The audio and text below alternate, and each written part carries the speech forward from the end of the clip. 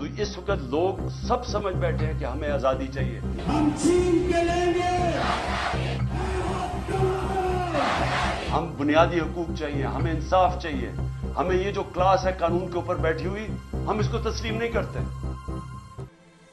इमरान खान जितने मकबूल हो रहे हैं, शायद ही मौजूदा दौर के किसी और लीडर को इतनी पॉपुलैरिटी हासिल हुई हो। मगर सिर्फ एक साल पहले मकबूलियत खोते हुए लीडर जिन्हें नो कॉन्फिडेंस वोट में हटाया गया, शोहरत की गैर मामूली हदों को छू रहे हैं। ये कैसे मुमकिन हुआ?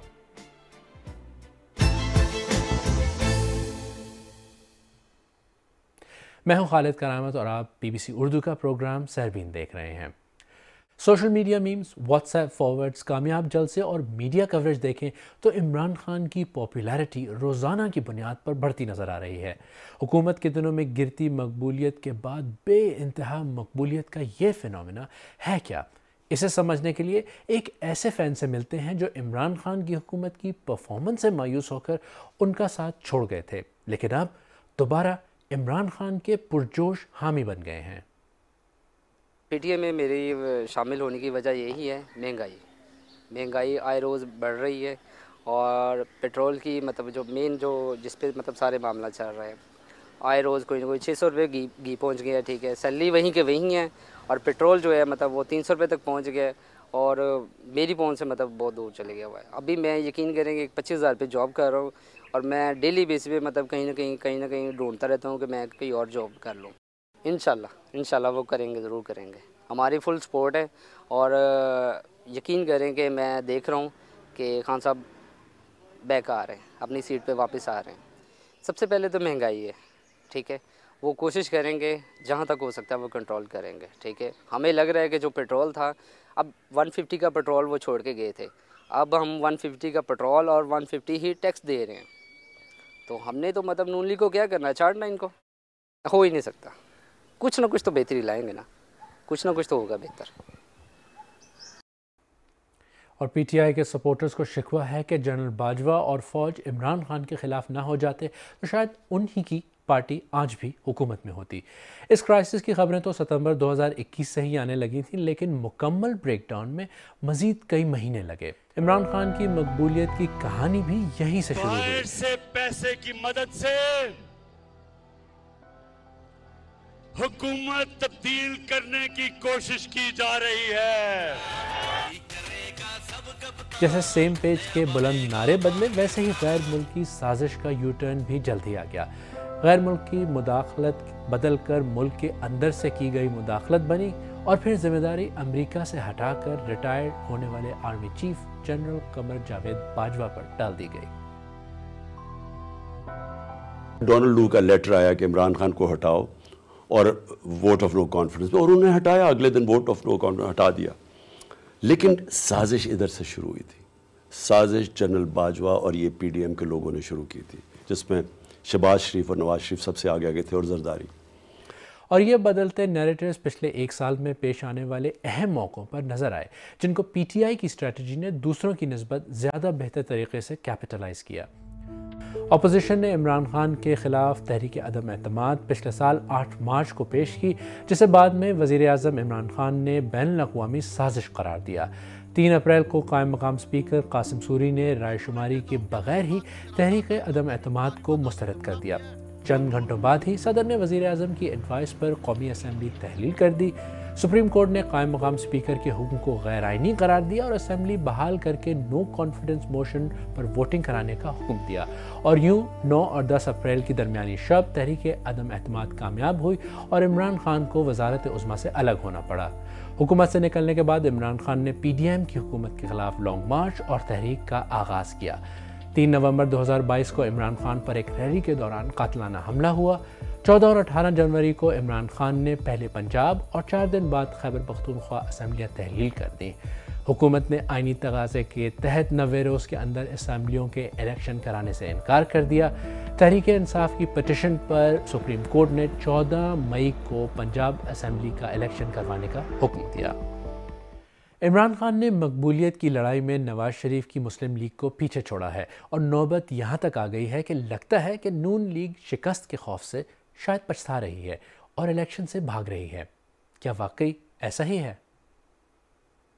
अगर आप उसके ख़िलाफ़ वोट ऑफ नो कॉन्फिडेंस ना लाते और उसको हुकूमत से ना निकालते तो मेरे ख़्याल में ये मुल्क तबाही के दाने पे पहुंच चुका था। फिर उसके बाद इसका सर्वाइवल नामुमकिन हो जाता कि सियासी जमातें कभी भी इलेक्शन से नहीं भागती। इलेक्शन अगर नहीं होगा तो सियासी जमात का मकसद ही ख़त्म हो जाता है।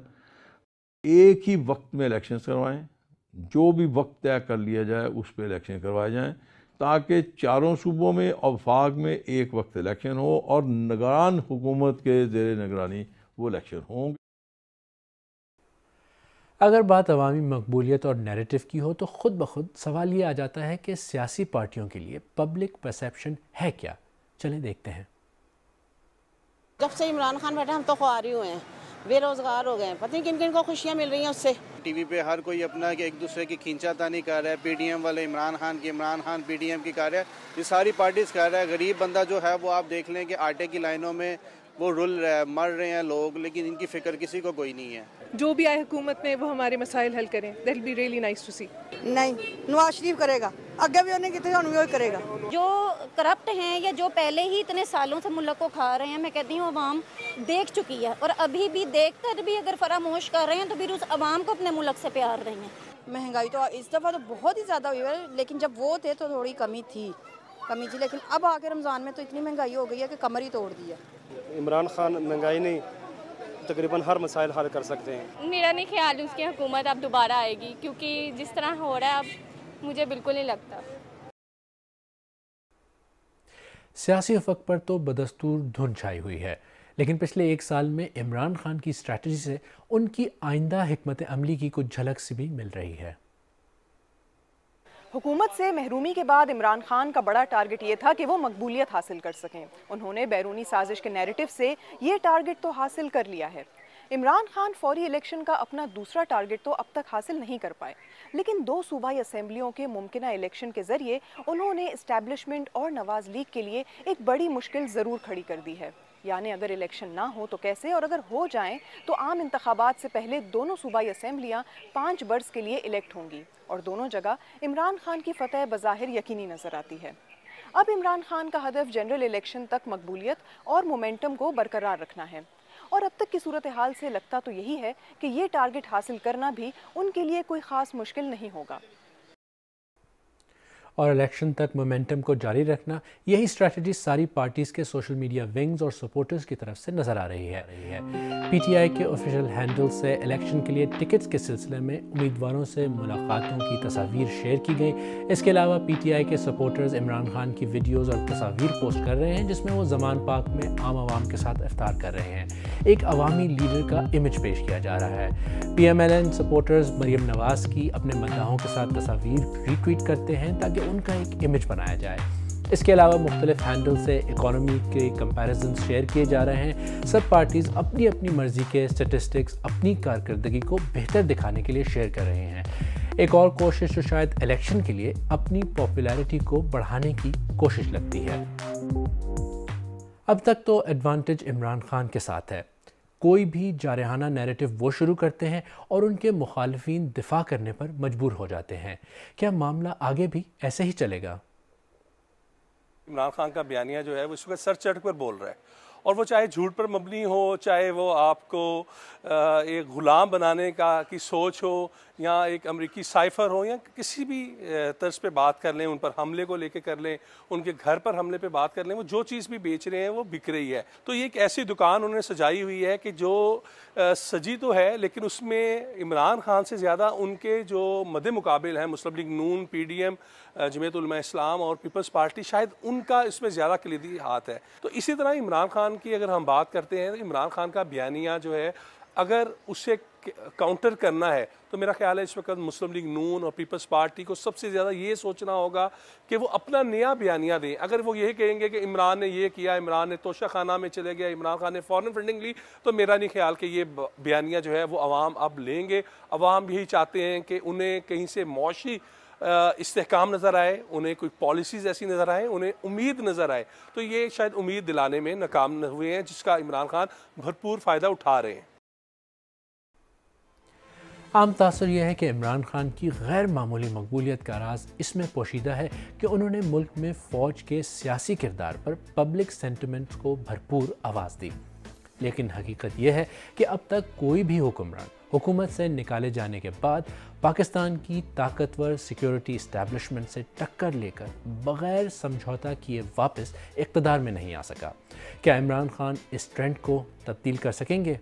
ये कहना अभी क़ब्ल अज़ वक्त है।